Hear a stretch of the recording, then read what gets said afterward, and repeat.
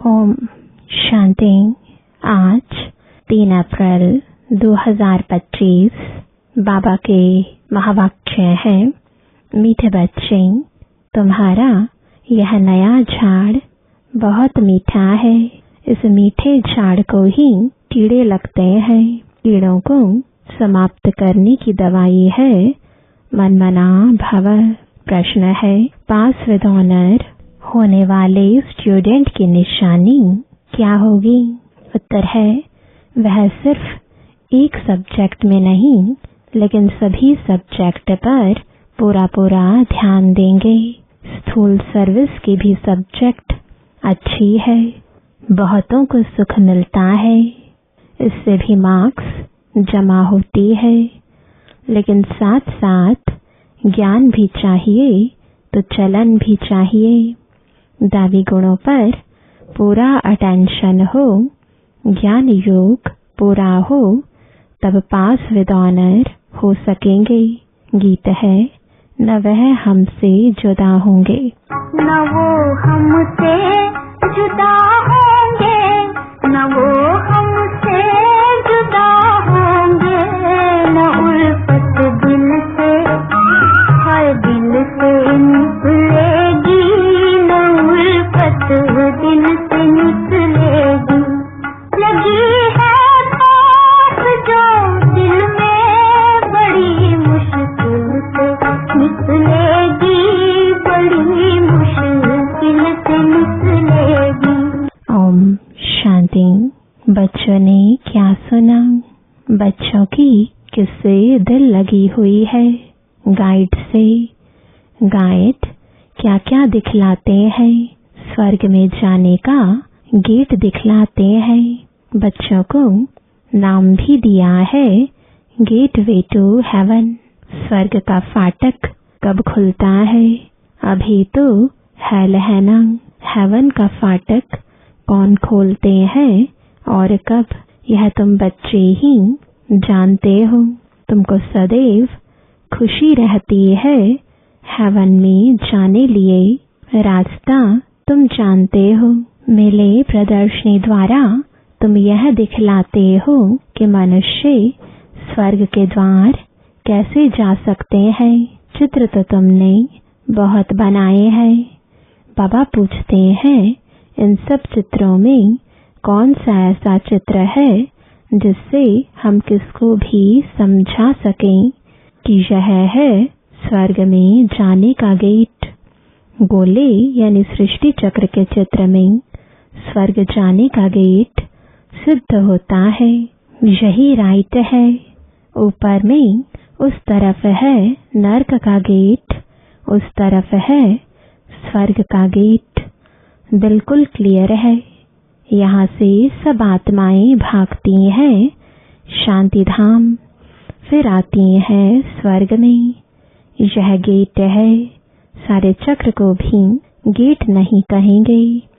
ऊपर में जहाँ संगम दिखाया है वह है पूरा गेट, जिससे आत्माएं निकल जाती हैं, फिर नई दुनिया में आती हैं। बाकी सब शांति धाम में रहती हैं।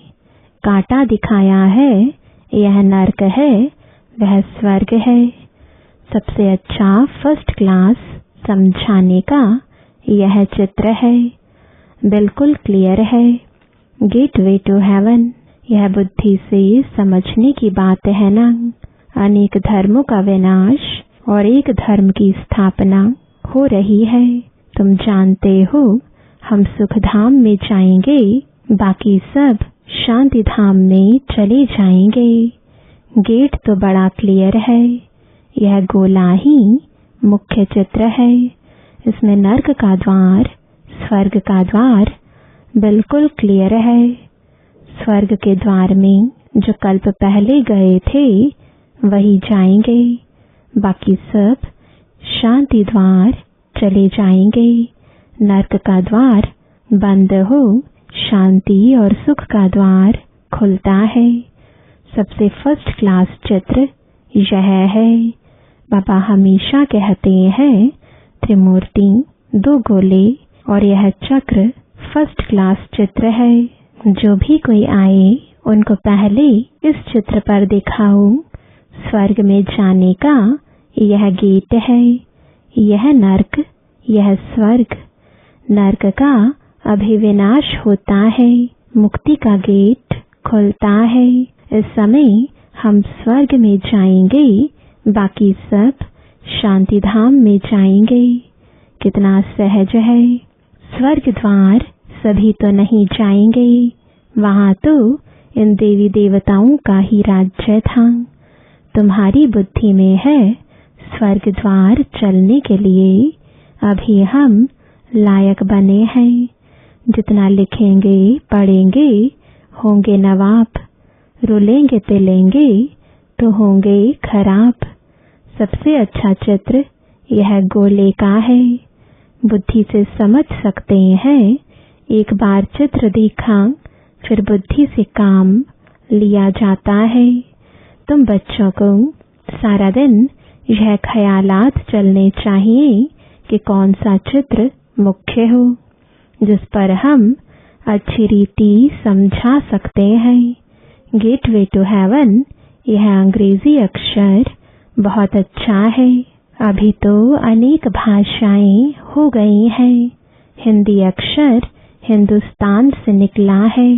हिंदुस्तान अक्षर कोई राइट नहीं है, इसका असल नाम तो भारत ही है।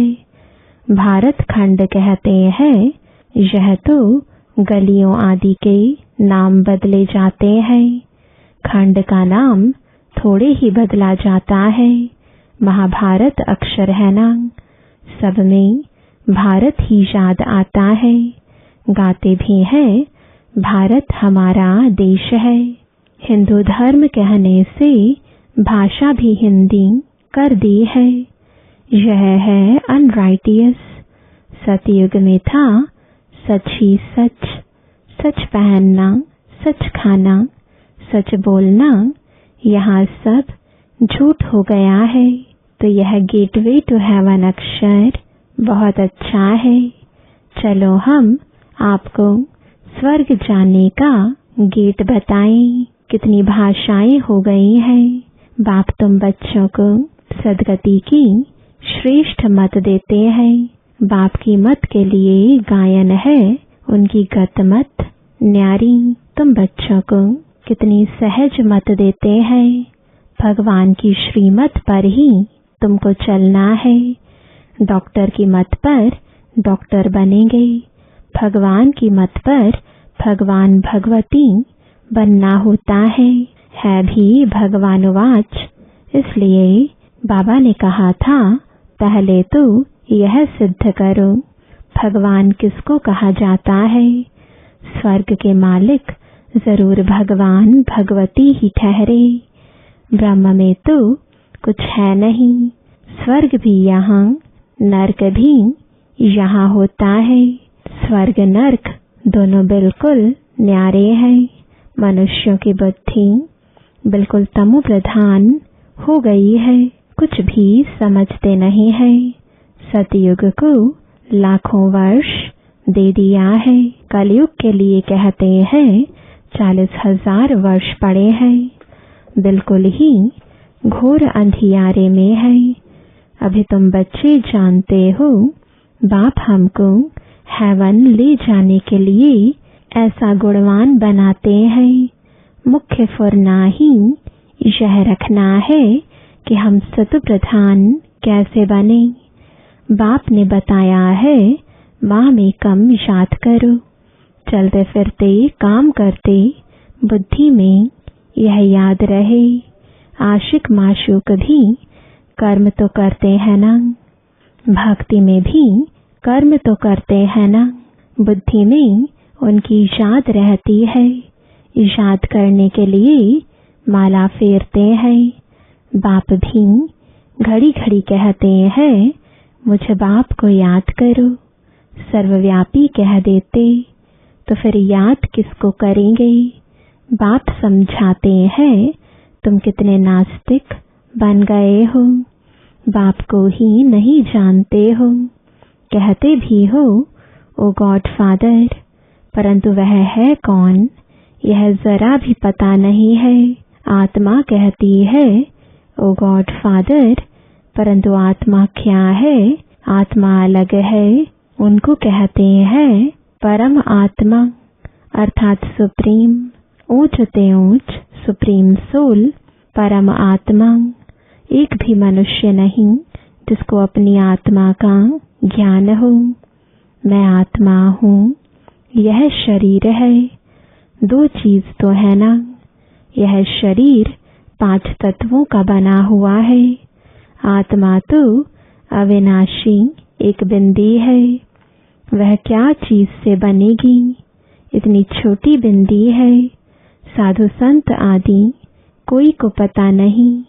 इसने तो बहुत गुरु किए, परंतु कोई ने यह नहीं सुनाया कि आत्मा क्या है, परम पिता परमात्मा क्या है। ऐसे नहीं सिर्फ परमात्मा को नहीं जानते, आत्मा को भी नहीं जानते। आत्मा को जान जाएं तो परमात्मा को फट से जान जाएं। बच्चा अपने को जाने और बाप को न जाने तो चल कैसे सकते? तुम तो अभी जानते हो आत्मा क्या है, कहाँ रहती है। डॉक्टर लोग भी इतना समझते हैं वह सूक्ष्म है, इन आँखों से देखी नहीं जाती। फिर शीशे में भी बंद करने से देख कैसे सकेंगे? दुनिया में तुम्हारे जैसी नॉलेज कोई को नहीं है। तुम जानते हो आत्मा बिंदी है, परमात्मा भी बिंदी है। बाकी हम आत्माएं पतित से पावन, पावन से पतित बनती हैं।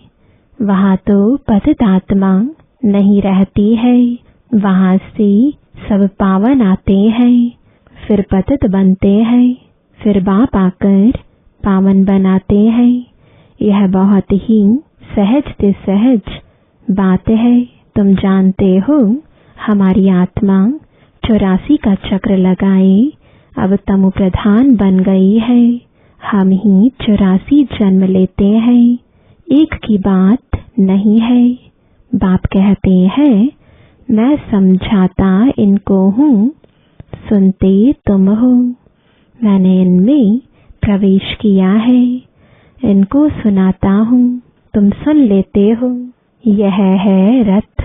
तो बाबा ने समझाया है नाम रखना चाहिए गेटवे टू हेवन, परंतु इसमें भी समझाना पड़े कि सतयुग में जो देवी देवता धर्म था वह अब प्राय लोप है, कोई को पता नहीं है।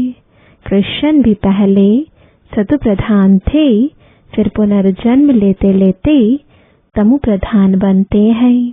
झाड़ भी पुराना जरूर होता है, यह वैरायटी धर्मों का झाड़ है। झाड़ के हिसाब से और सब धर्म वाले आते ही पीछे हैं। यह ड्रामा बना बनाया है, ऐसे थोड़े ही कोई को टर्न मिल जाएगा सतयुग में आने का। नहीं, यह तो अनादि खेल बना हुआ है। यह भी सब कहते रहते हैं क्राइस्ट से इतने वर्ष पहले भारत हेवन था, परंतु कैसे बना फिर कहाँ गया यह कोई नहीं जानते। तुम तो अच्छी रीति जानते हो, आगे यह सब बातें थोड़े ही जानते थे। दुनिया में यह भी किसको पता नहीं कि आत्मा ही अच्छी व बुरी बनती है। सभी आत्माएं बच्चे हैं, बाप को याद करते हैं। बाप सभी का माशूक है, सभी आशिक हैं। अभी तुम बच्चे जानते हो वह माशूक आया हुआ है, बहुत मीठा माशूक है। नहीं तो सभी उनको याद क्यों करते? कोई भी ऐसा मनुष्य नहीं होगा जिसके मुख से परमात्मा का नाम नहीं निकले। सिर्फ जानते नहीं है, तुम जानते हो आत्मा अशरीरी है। आत्माओं की भी पूजा होती है ना। हम जो पूज्य थे वह फिर अपनी ही आत्मा को पूजने लगे। हो सकता है आगे जन्म में ब्राह्मण कुल में जन्म लिया हो। श्रीनाथ को भोग लगता है, खाते तो पुजारी लोग हैं। यह सब है भक्ति मार्ग। तुम बच्चों को समझाना है स्वर्ग का फाटक खोलने वाला बाप है, परंतु खोले कैसे, समझावे कैसे। भगवान वाच है तो जरूर शरीर द्वारा वाच होगी ना। आत्मा ही शरीर द्वारा बोलती है, सुनती है। यह बाबा रेजगारी बताते हैं। बीज और झाड़ है, तुम बच्चे जानते हो यह नया झाड़ है। आहिस्ते आहिस्ते फिर वृद्धि को पाते हैं। तुम्हारे इस नए झाड़ को कीड़े भी बहुत लगते हैं, क्योंकि यह नया झाड़ बहुत मीठा है। मीठे झाड़ को ही कीड़े आदि कुछ न कुछ लगते हैं, फिर दवाई दे देते हैं। बाप ने भी मनमना भव की दवाई बहुत अच्छी दी है। मनमना भव न होने से कीड़े खा जाते हैं। कीड़े वाली चीज क्या काम आएगी, वह तो फेंकी जाती है। कहाँ ऊंच पद, कहाँ नीच पद, फर्क तो है ना। मीठे बच्चों को समझाते रहते हैं, बहुत मीठे मीठे बनो, कोई से भी लोन पानी न बनो। शीरखंड बनो, वहाँ शेर बकरी भी शीरखंड रहते हैं। तो बच्चों को भी शीरखंड बनना चाहिए, परंतु कोई की तकदीर में ही नहीं है तो तदबीर भी क्या करे। नापास हो जाते हैं। टीचर तो पढ़ाते हैं तकदीर ऊंच बनाने। टीचर पढ़ाते तो सबको है, फर्क भी तुम देखते हो। स्टूडेंट क्लास में जान सकते हैं कौन किस सब्जेक्ट में होशियार है। यहाँ भी ऐसे है। स्थूल सर्विस के भी सब्जेक्ट तो है ना। जैसे भंडारी है, बहुतों को सुख मिलता है, कितना सब याद करते हैं। यह तो ठीक है, इस सब्जेक्ट से भी मार्क्स मिलती है, लेकिन पास विद ऑनर होने के लिए सिर्फ एक सब्जेक्ट में नहीं, सब सब्जेक्ट में पूरा ध्यान देना है। ज्ञान भी चाहिए, चलन भी ऐसी चाहिए, दैवी गुण भी चाहिए। अटेंशन रखना अच्छा है। भंडारी के पास भी कोई आए तो कहे मनमना भव, शिव बाबा को याद करो तो विकर्म विनाश होंगे और तुम स्वर्ग के मालिक बन जाएंगे। बाप को याद करते औरों को भी परिचय देते रहें। ज्ञान और योग चाहिए, बहुत इजी है। मुख्य बात है ही यह, अंधों की लाठी बनना है। प्रदर्शनी में भी किसको ले जाओ, चलो हम आपको स्वर्ग का गेट दिखाएं। यह नर्क है, वह स्वर्ग है।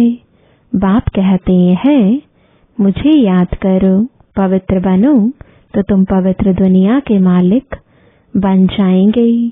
मनमना भव हूबहू तुमको गीता सुनाते हैं, इसलिए बाबा ने चित्र बनाया है गीता का भगवान कौन।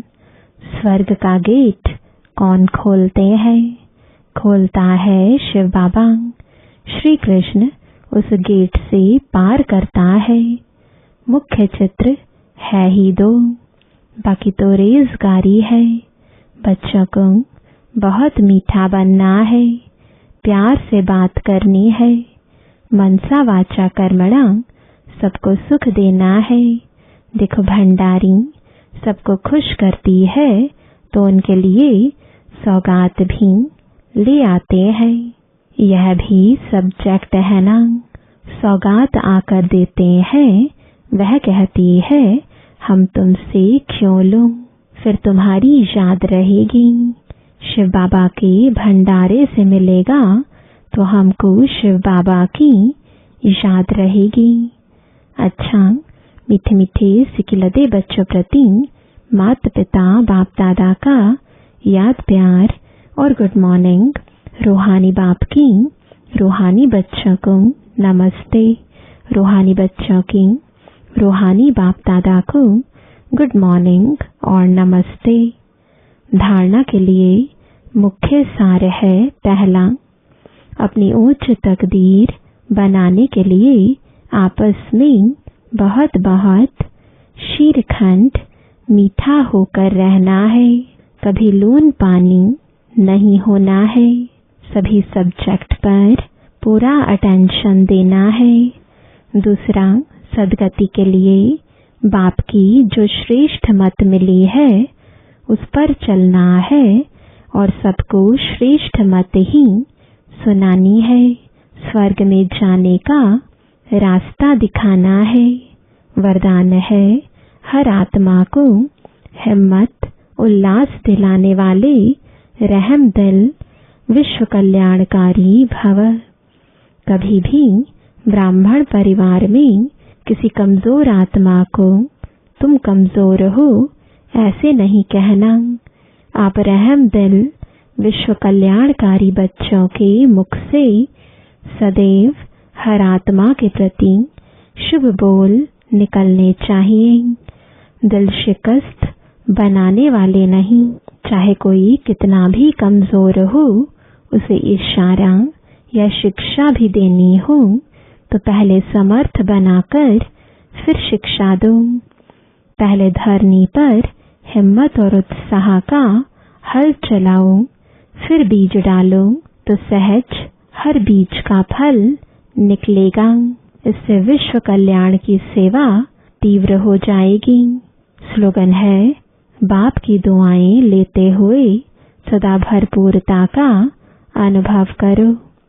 आज का अव्यक्त इशारा, कंबाइंड रूप की स्मृति से सदा विजयी बनो। सदा हर कर्म करते हुए अपने को कर्म योगी आत्मा अनुभव करो। कोई भी कर्म करते हुए याद भूल नहीं सकती। कर्म और योग दोनों कंबाइंड हो जाएं। जैसे कोई जुड़ी हुई चीज को अलग नहीं कर सकता, ऐसे कर्म योगी बनो। ओम शांति।